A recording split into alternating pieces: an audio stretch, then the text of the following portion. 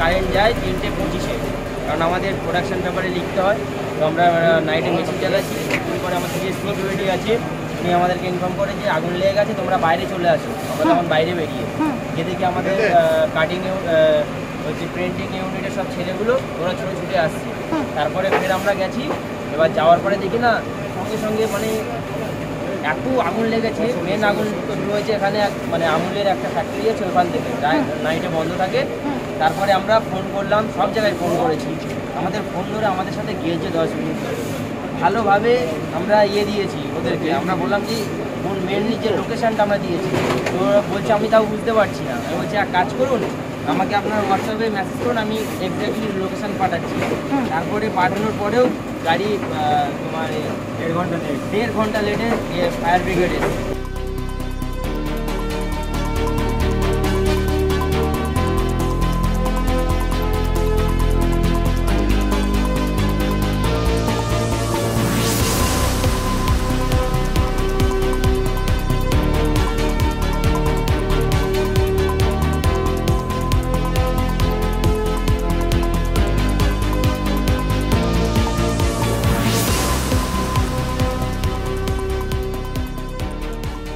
গেঞ্জির factory ছিল আর তার সঙ্গে কিছু গোডাউন ছিল, আমুলের ছিল, তারপরে আইটিসির ছিল, আর কিছু ওষুধের ফ্যাক্টরি, ওষুধের গোডাউনও ছিল।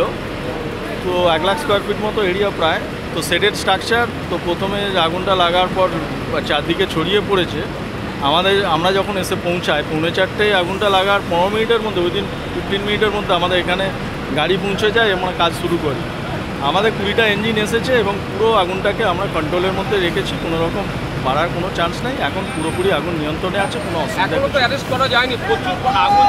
ওটা থাকবে। ও পকেটস অফ ফায়ার কিছুটা থাকবে, যেহেতু সেটের স্ট্রাকচার কিছুটা চাপা পড়ে রয়েছে, ওগুলো স্যালভেজ করতে একটু টাইম লাগবে। স্যালভেজ হয়ে গেলে ওই আগুনও নিভে যাবে।